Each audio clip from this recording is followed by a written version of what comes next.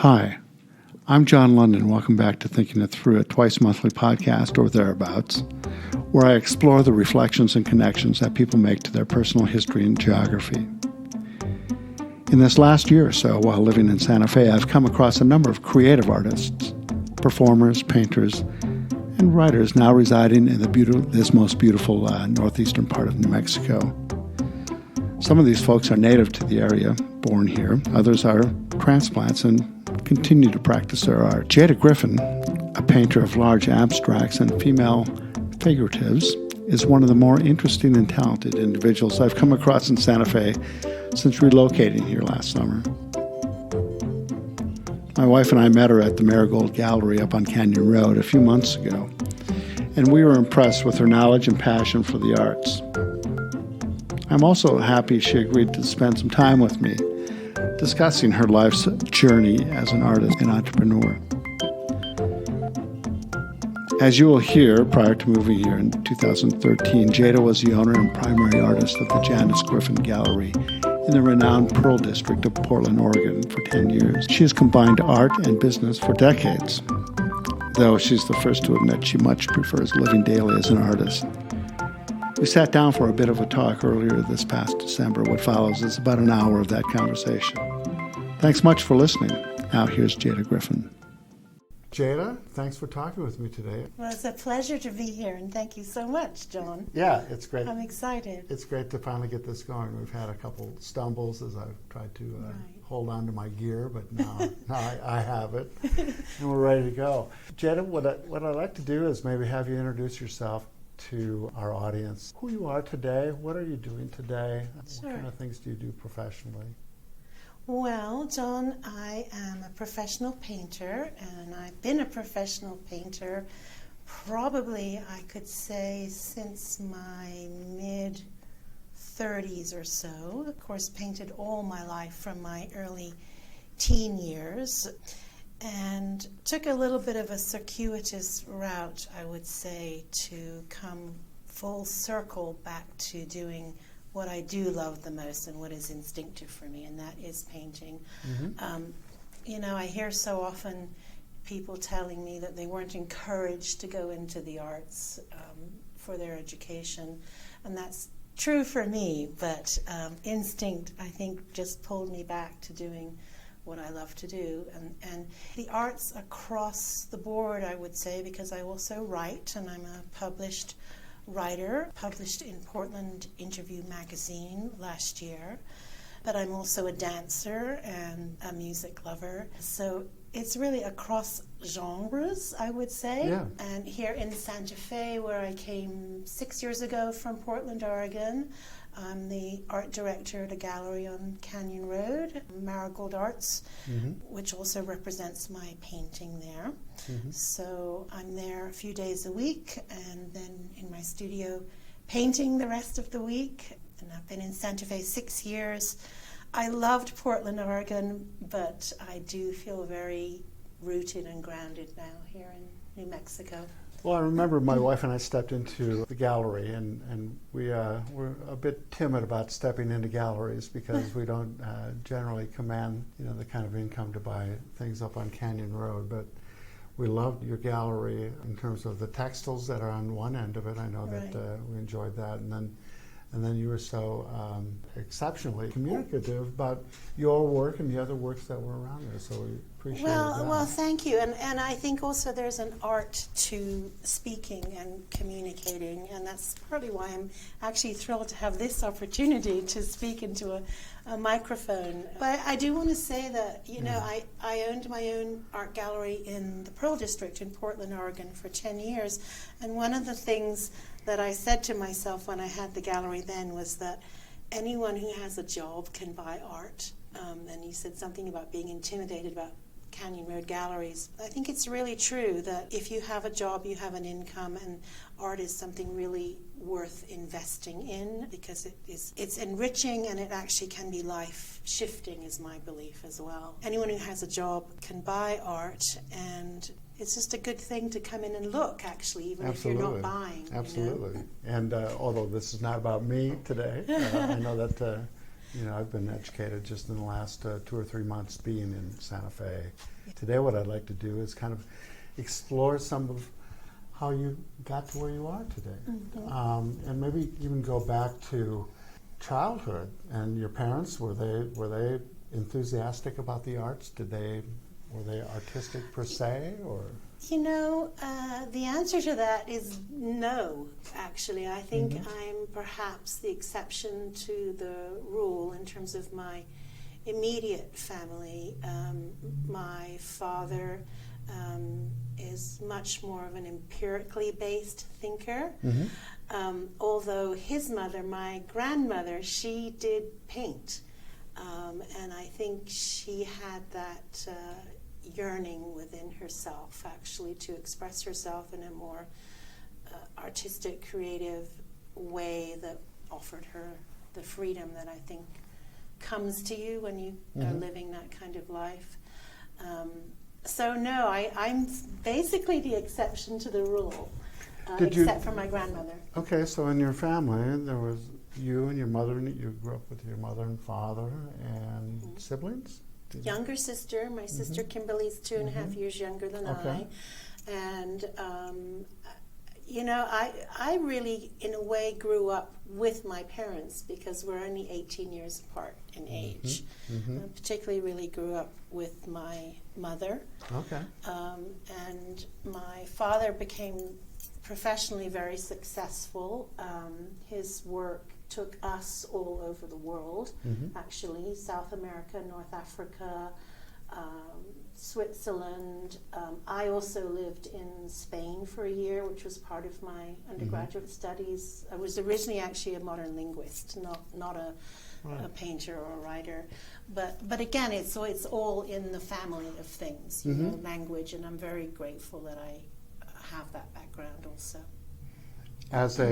As a painter now, were you doing some of that as a young girl or a woman? In school, it started in high school, and I did want to go on to art school in England, but it didn't happen. My parents didn't encourage it. I think at the time they were concerned that possibly in England you couldn't get a bachelor's degree in art. It was maybe they thought more like going to a trade school, but who knows? I think sometimes when you have a formal education, perhaps in art, as a practicing professional artist years later, sometimes you have to learn to relearn the rules, and drop the things that you've learned, and do it in your own individual way. So in some respects, I'm rather grateful in the sense that I don't have an MFA.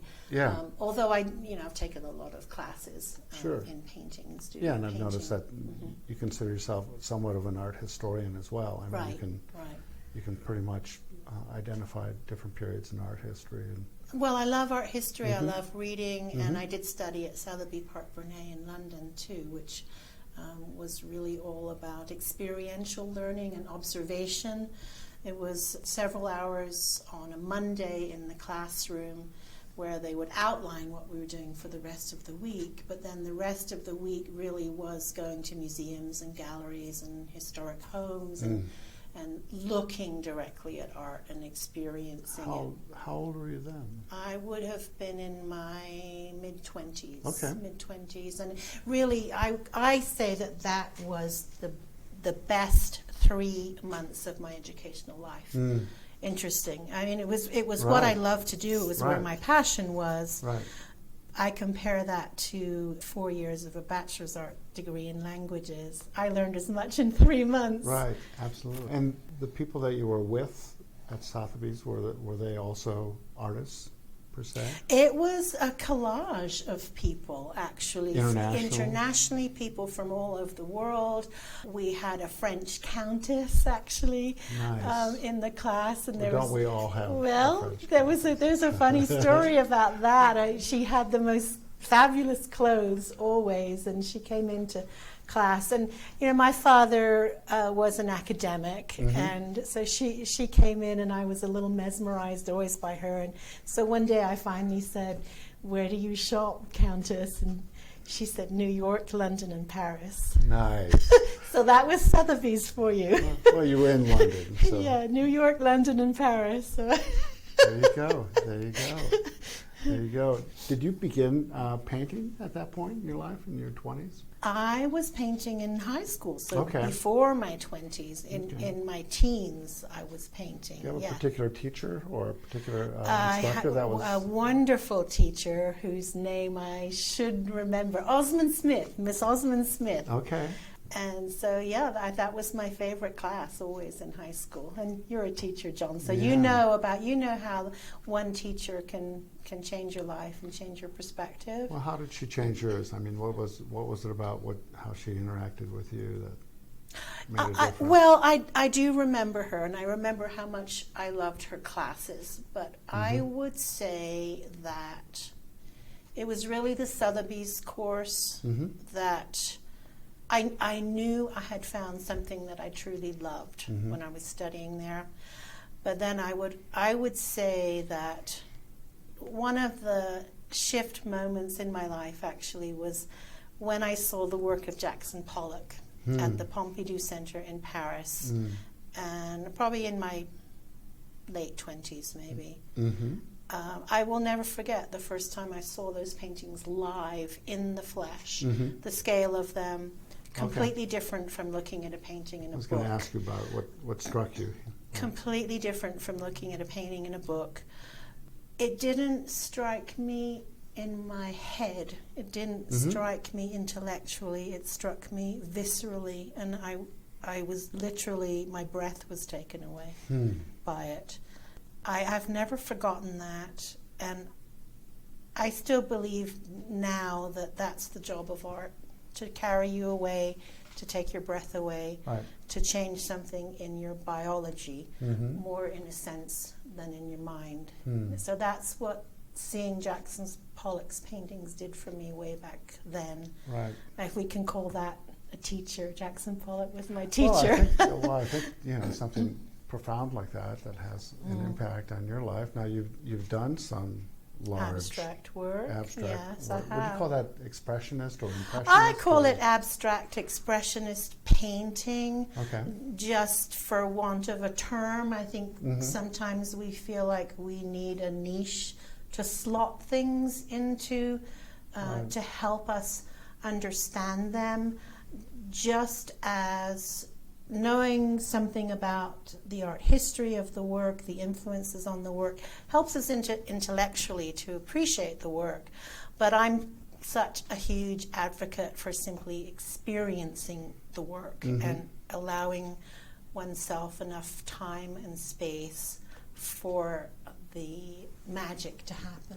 Well, it's interesting because your works go from you call them your nudes or your female figurative paintings. Yeah, your yes. female figurative paintings, which are pretty realistic, I would say, and then this passion for the abstract as well. So it's interesting to me. I don't know what it means, but well, I would say that people looking at my work, I hope, would know that it's all my work, even though perhaps there are identifiable different styles, but hopefully the me that's in the work is my signature. And often the abstract paintings were only signed on the back of the canvas, and I would say that the painting is my signature. Right. And emotionally people can interact with that as they can with any of your work.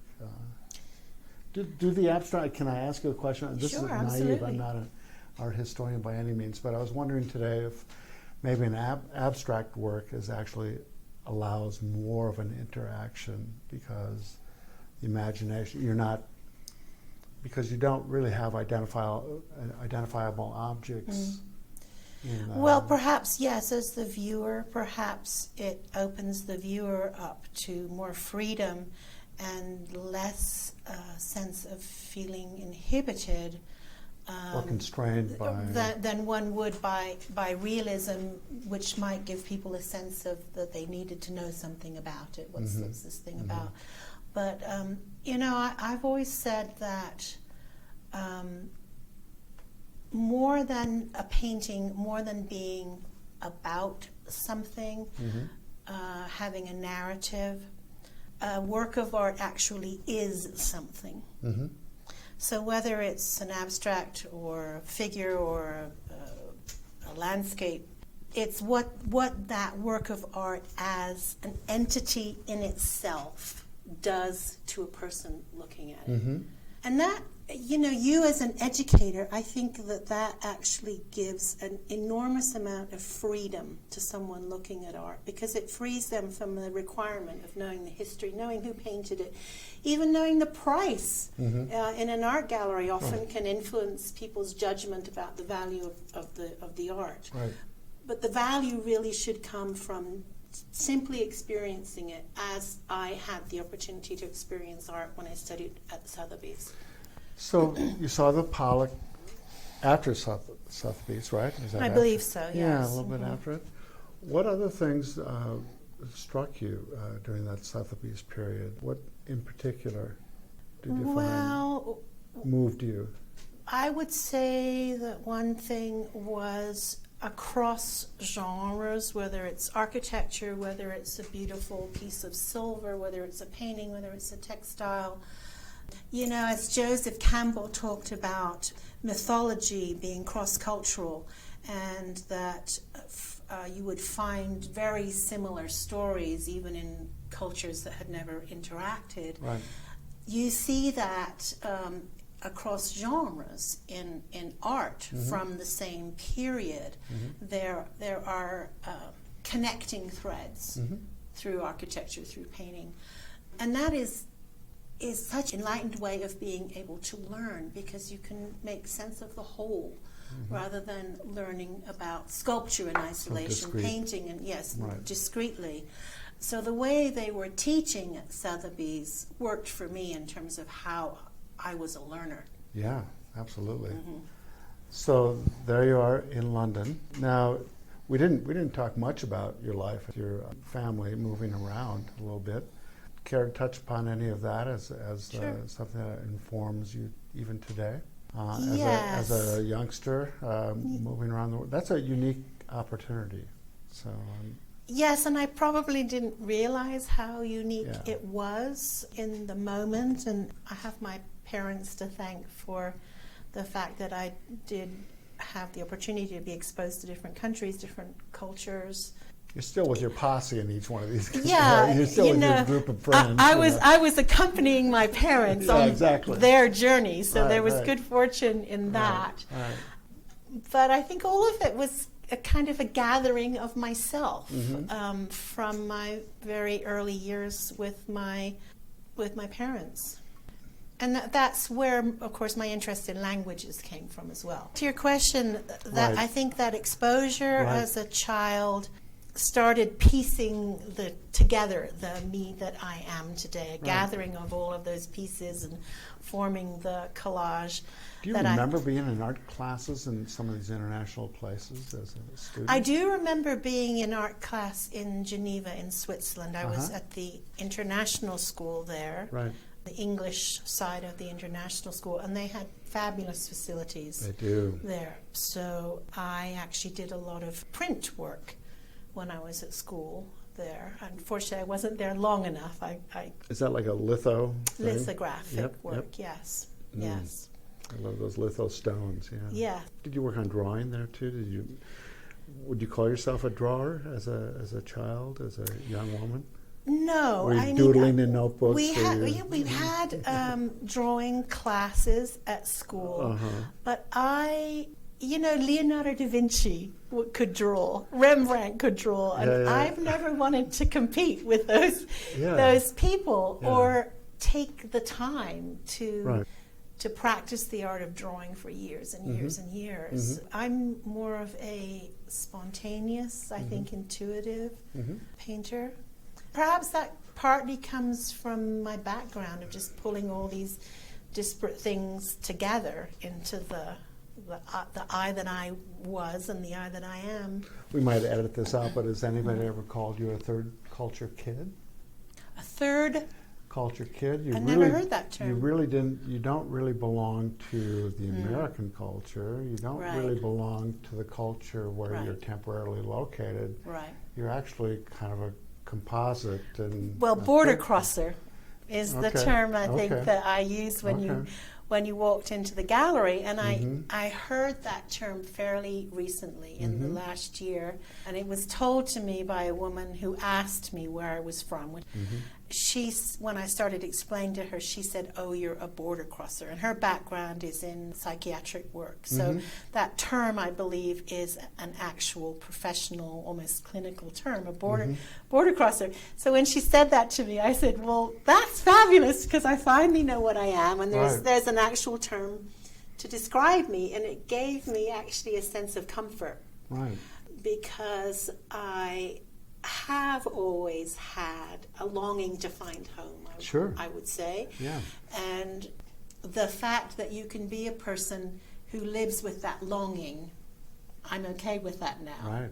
Yeah. That makes for interesting people. Restlessness, moving on, being somewhat... Well, I think that term restlessness that you used is key, because that encompasses curiosity, which has a positive connotation to it, and so perhaps that is the person that I didn't know I always was. Yeah. And then suddenly there's a term for it. And I think as an artist, and perhaps I became an artist because of those qualities, putting yourself under the umbrella of calling yourself an artist, suddenly it makes sense of that very varied background that I had. Yeah, in part, I think so, absolutely. Do you think that post-childhood, post-Sotheby's, did you imagine yourself, probably not if you're restless, but did you imagine yourself where you are today, in your 30s per se, that you would end up? Well, I never imagined actually that I would working. end up living in the United States, because I grew up primarily in England, in Europe. Although I am an American citizen, so I had come back over many years to visit family. There's a sort of a romantic quality, I would say, about my nature. So whether I imagine myself specifically in the place that I am, there's that quality of longing, pushing the boundaries, a bit of an explorer. Because I had such a varied childhood, met a lot of different kinds of people, lived in underdeveloped countries, and that does open your mind up, if your mind is open to being open. It's hard not to have it open, I would think, for most children. I mean, some respond different. I mean, you and I can both talk about children that probably didn't do too well in moving overseas, but I think it does open minds. For sure.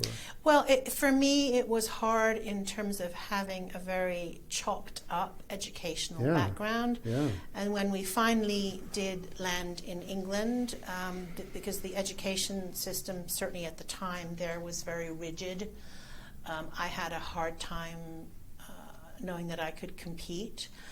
But the other side of that coin is I have all those other positives that today I really do see them as very strong positives. Yeah. So maybe if I had wanted to be an engineer or a doctor or something, that background wouldn't make so much sense. Was that talked about in your family?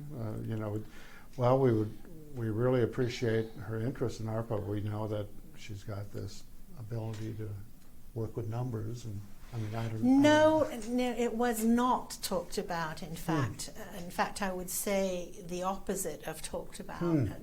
And my analysis of that is because my father was an intellectual. Education, in my way of thinking, was the value of it was to broaden the mind, to educate the mind, and not necessarily have a final destination of a career that financially supported your life.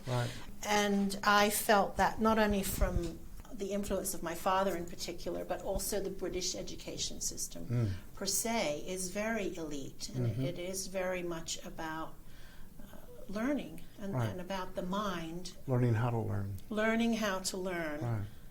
And thank goodness that I have that. but it didn't point me in the direction Right. I felt of a Right. career.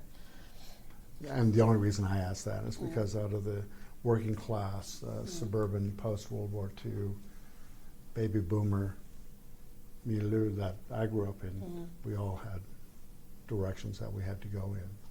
Yes. Well, in some way, I regret that I didn't have that. But I found the life of an artist, living life in art, and it gives you a lot of freedom. Well, let's get you into your 30s. You're past Sotheby's now. Where are you in your 30s? Are you back in the United States? Are you still? Well, in my 30s, I took the path. If you don't mind me referring to age, Not at all. Okay. No, I'm 63 now. All right, there it is, people. But you know, Deepak Chopra, I believe, when he was asked his age, I believe it was, he said, you know, I don't remember my age, but I must be very old because I have grandchildren. So again, that's something where we tend to slot people, right? Right. Make assumptions based on preconceptions. Yeah, I'm just trying to get a linear idea of your life, though. In your 30s, sure. where did you find yourself in your 30s, per se, as if you were in one place? Well, again, it was interesting, my parents being so young when they had their children, and then my father having a very successful academic career. What was he into? Was it Development economics, Okay. which is what took us to these different countries. My mother does not have a college degree, so she's a very intelligent, self-taught autodidact. But she supported my father. In a way, she enabled my father to, I believe, to achieve what he did achieve. So I had the image of my father as a very successful intellectual and academic, and then the image of my mother as a mother and a homemaker and a woman who enabled her husband to become as successful as he became.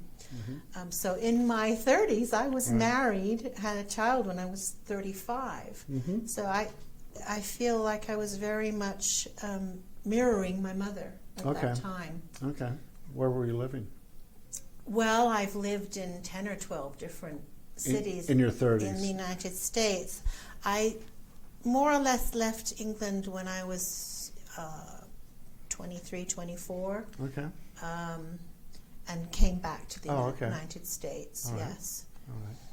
And so you were living where when you had your baby? My daughter Chelsea was born in Bellevue, Washington, in the Pacific Northwest. Okay. And I fell in love with the Pacific Northwest. Yeah, it's beautiful. Yes. I love it. Seattle and then more recently Puget lived in Sound Portland, Oregon, yes. Right.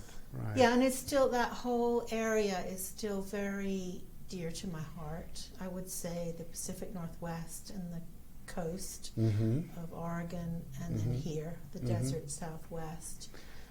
During those times when you're really busy as a mother and married and so on, were you creating art at that point, or were you? I was taking classes, yes, painting classes all along. Yes, absolutely. Okay. And were you?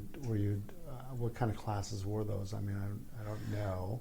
Well, art classes per se. I don't know. Painting classes, and actually, it was the result of a class I took at Marylhurst University on the outskirts of Portland, which is now, I believe, closed down. But I was taking a class there in abstract painting, basically, and my instructor invited me to have the first show at an art gallery that she had opened. So that was really the beginning.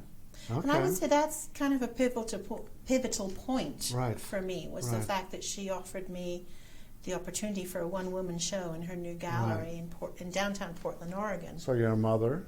Yeah. And you're married. And now you're showing your art. Exactly. So the wheels started to turn. Wow. That's impressive. Yeah. That's impressive. What do you eat for breakfast? No, we won't get into your daily diet, but yeah. Tell me more about that gallery showing. Yes. I do say that, and I know, John, that you're very interested in getting more and more into the creative life. And then my personal experience, and I think if you read about how artists became artists, it's that one door that very quietly opens. And this is what happened to me when I had the show in Portland. The one little door quietly opened, and it had just been a passion for me up until then. And suddenly I'm offered a show where my paintings are on the wall and there's price stickers on my paintings. Yeah. So that one little door opens, and if you walk through that door, the unknown actually is on the other side of that, and it certainly was for me. And so there's the drive, the curiosity, the desire that I very much had. Tell me some memories so about exciting. that show. Tell me some memories that you have about that specific showing. Well, it was a beautiful little gallery. It was a small gallery, maybe 4 times the size of the space that we're in. Okay. And it was all my paintings on the wall. And I sold a number of pieces. Wow. So, there's validation right there. Right. And I hear so often in the art gallery, Marigold Arts, where I work, people come in and they say they don't have a creative bone in their body. But when you get that little validation, when you get that feedback and that reward, and you know that as a teacher, when you tell a child that what they're doing has value, who knows where the limit of that is. So that was what I was receiving at that moment from this wonderful teacher. Yeah. Who was that? Karen Drake, actually, was her name. I have no idea what she's doing now. Yeah, let's get Karen in here. Yes. Karen. That's awesome. So she started me on my way, actually, to being a professional painter. And so the paintings, how would you describe those paintings at that point in your life? What were they? They were abstract works, multimedia. I was doing a lot of texturizing on the surface of the paper. I was then working on paper, but using crazy things like crumpled up wax paper, cling film. There was an artist named Maxine Masterfield, and she had, at that time, she had produced a couple of books on process and method and how to do a lot of these things. So I read her book and used a lot of her tips, and it was very experimental, and produced these kind of flowing, textured, multimedia paintings on paper.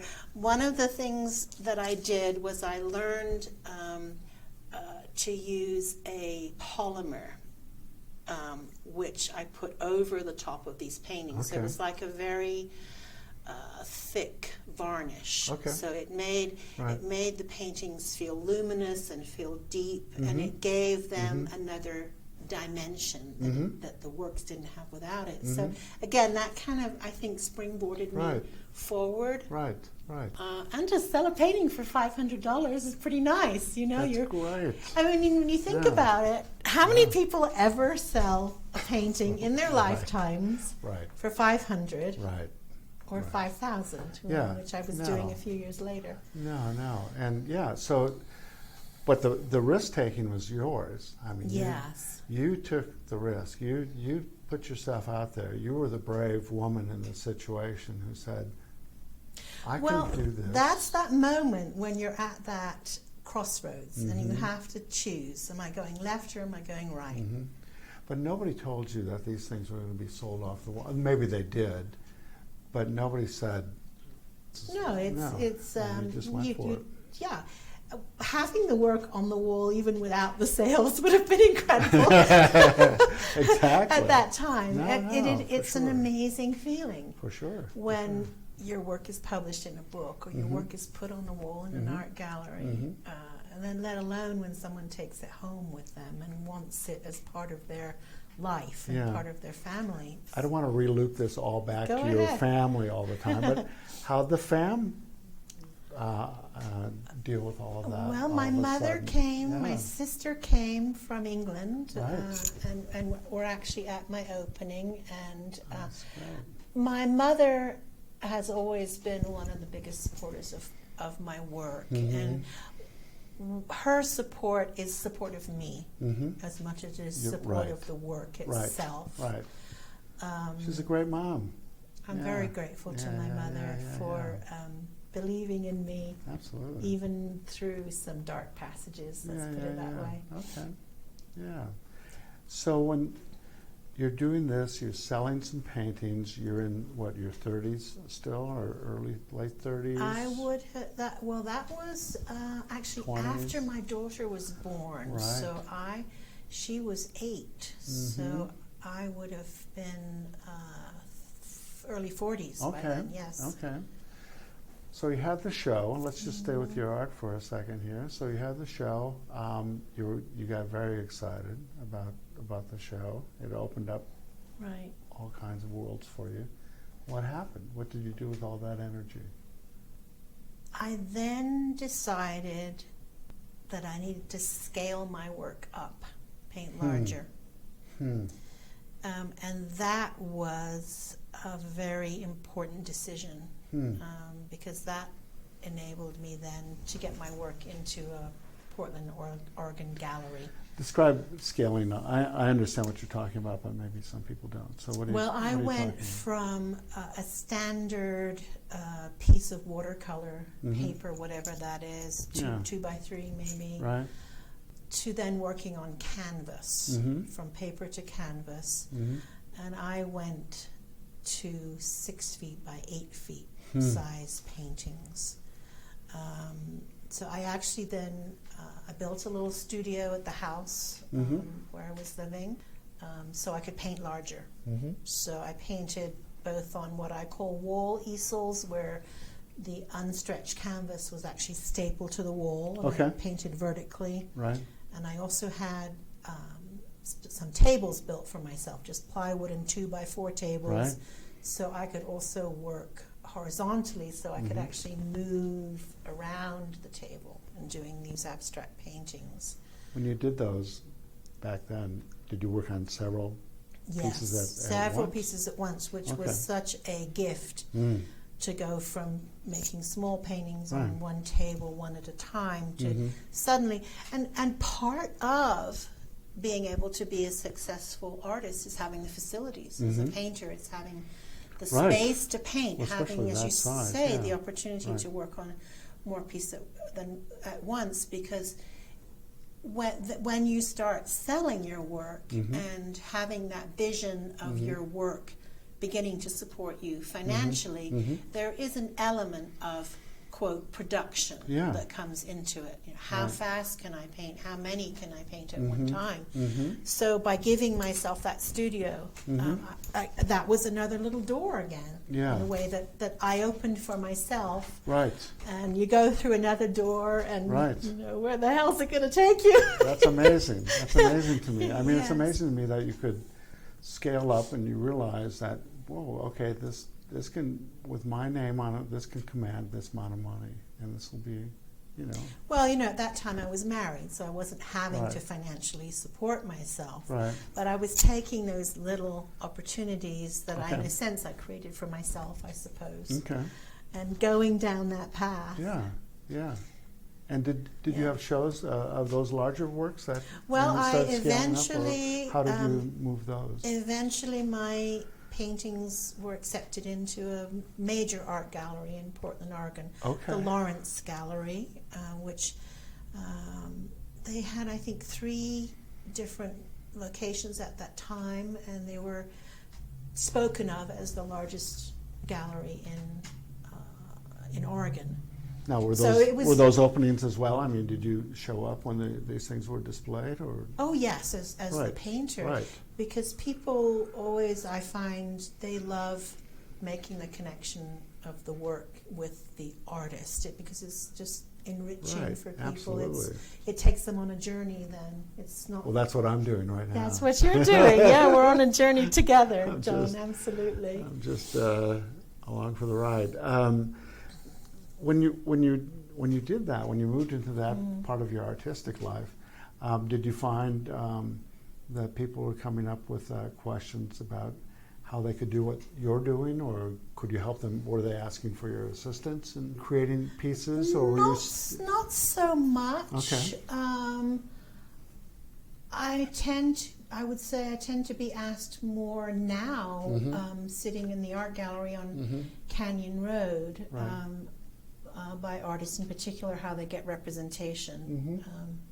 Not so much how they paint. I'm one of those artists that I don't believe you can ever copy another artist's Right. work, so I'm pretty open to Right. sharing. Not all artists are that way, Right. I believe. Right.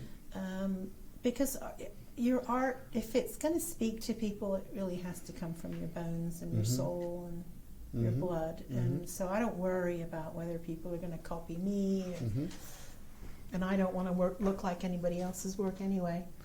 If you had these large pieces, how many pieces did you have in your 40s? Did you have quite a few large pieces? Were you actually moving these? Or well, in my did 40s, when I had the studio, and then, it was a year, maybe a couple years after I was shown at the Lawrence Gallery, Right. I opened my own gallery in Portland, and I had an adjoining studio that was 2,500 square feet. This is the gallery that you had for 10 years or Yes, so? Right. exactly. The Janice Griffin Gallery in the Pearl Right. the Pearl District in Portland, Oregon. With your partner. Right, Thomas Paul Augustine. Right, right.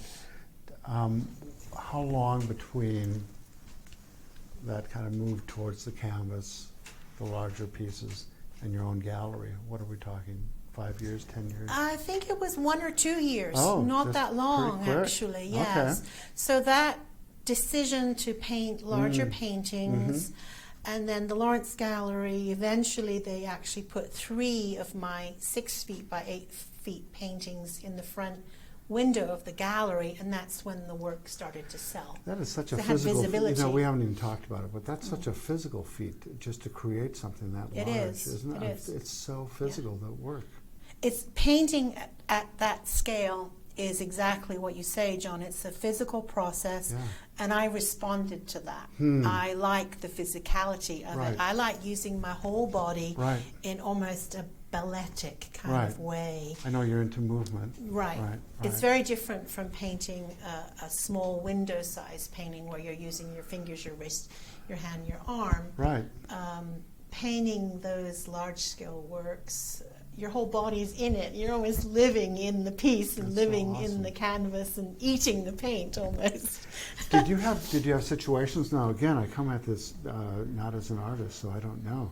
But did you have pieces that were large, you had invested some time in, and then went, well, that's crap, I'm not going to put that in? Did you ever have to do that? You know, I always laugh because I don't like to practice. I don't like to do practice pieces. Okay. I just start the painting, Uh-huh. and it goes where it's going to go. And I can attest that you know what you're doing. And I've so, had yeah, very yeah. few Right. that Right. have ended up in the dustbin. That's that just my approach. Or It's you not- don't get irritated at the piece, or something pops up and you go, When I first began to work large scale, it was a battle between me and the canvas and the paint. I mean, Yeah. it was war. yeah, And it really felt like I had an opponent there. interesting. And that paint on the paintbrush was almost like a sword. And we were literally Interesting. battling each other. Interesting. And still to this day, I'm not battling when I'm painting, but the painting feels like a being of its own that I'm interacting with. Yes, yes, yes. But I won the war, hopefully. Yeah.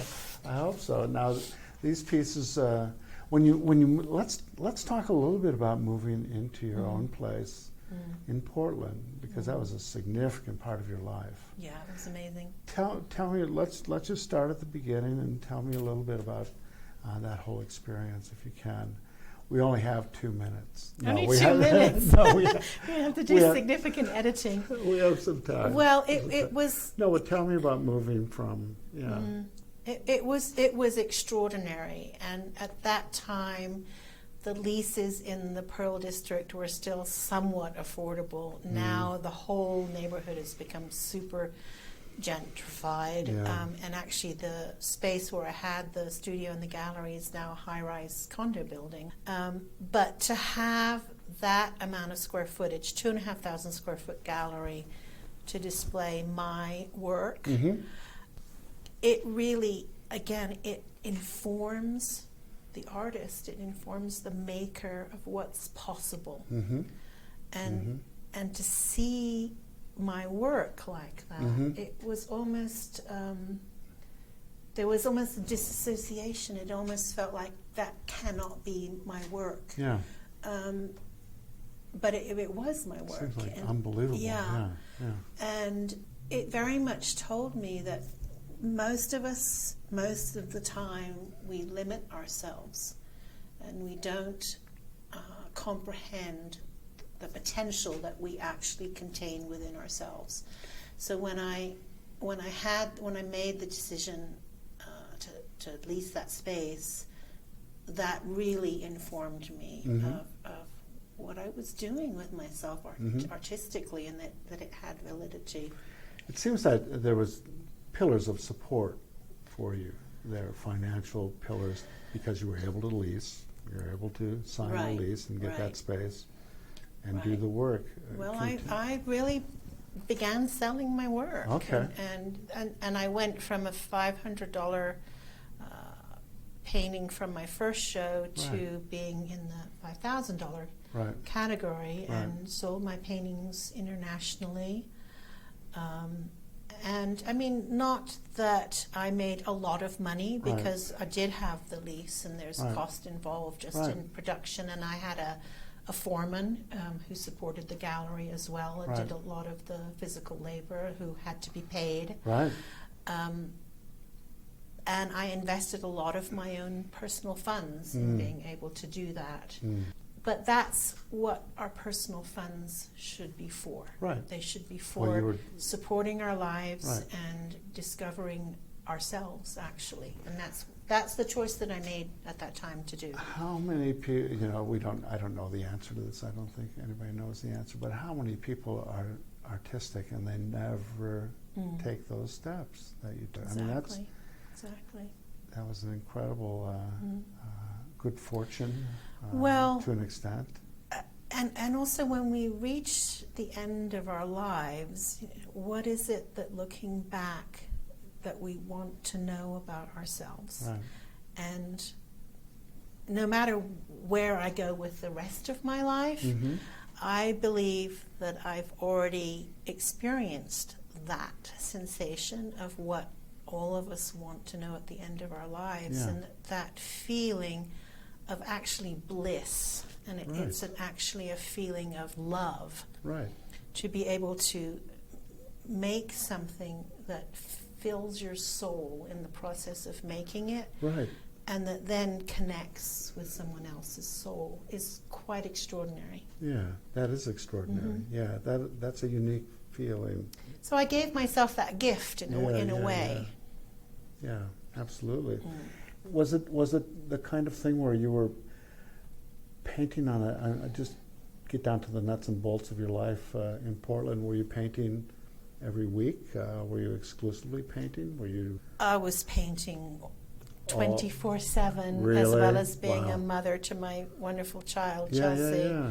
So she's the other the creative how's Chelsea gift doing? in my life. Absolutely. My child, and then my paintings. Would Chelsea hang out in the studio with you? Oh, she loved it. Yeah, she loved it. She was really proud of me.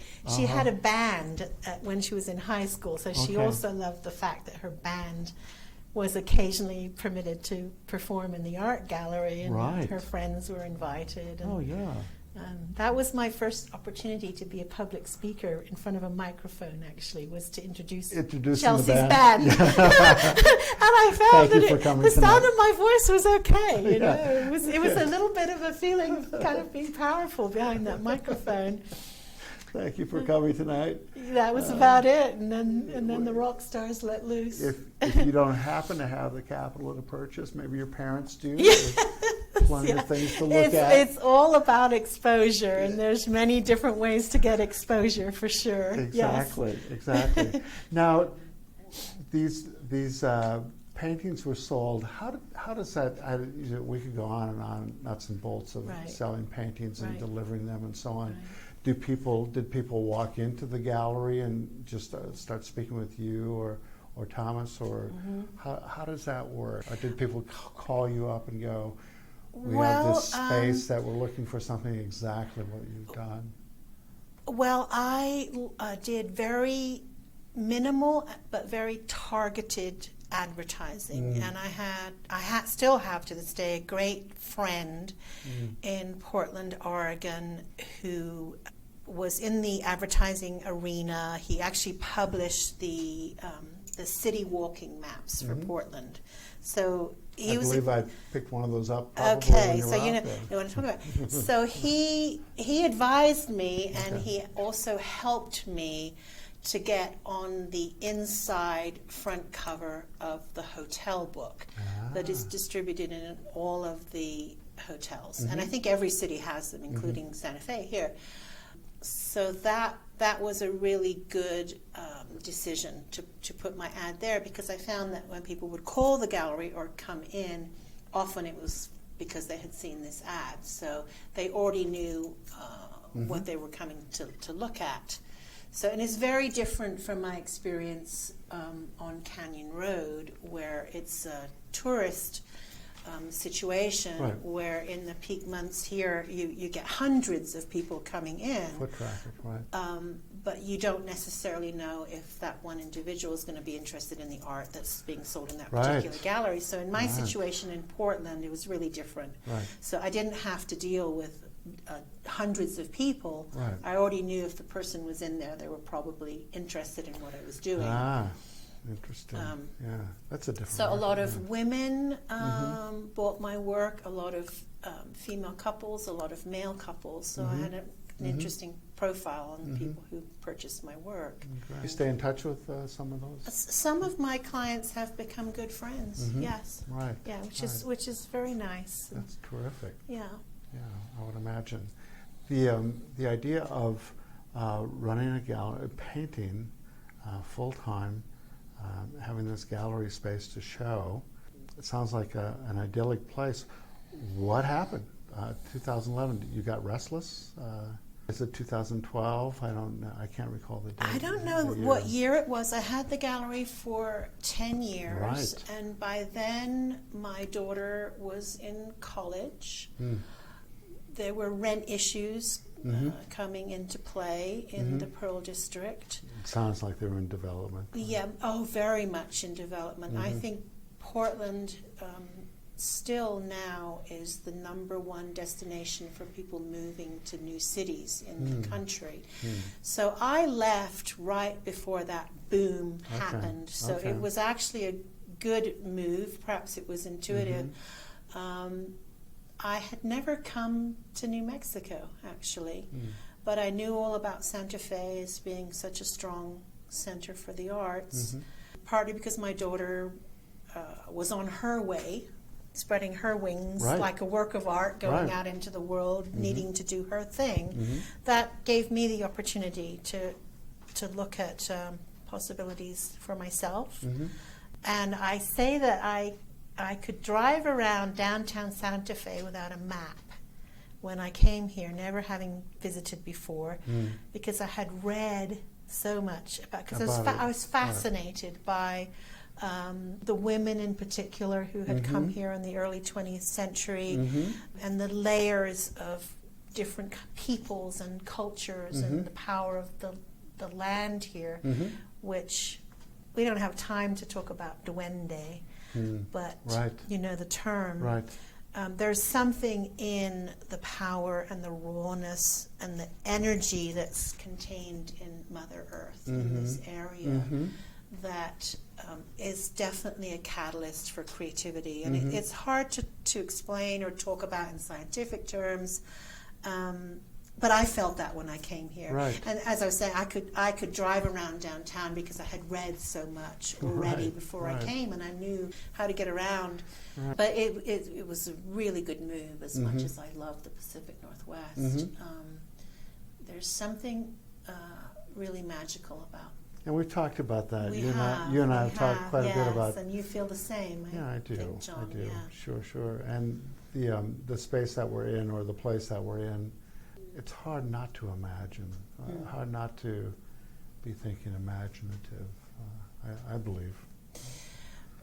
Yes, and so there's a reason. Not that I know a lot yet about the indigenous cultures here, but there's surely a reason why people started migrating and gathering and settling in this area. And you hear people talk about it as being a chosen place, like it's on the crossroads of energy fields, you know. And, I mean, I don't know about all of that, but a little woo-woo, yeah. But yeah, women have been coming here, and people are drawn to this area. Right.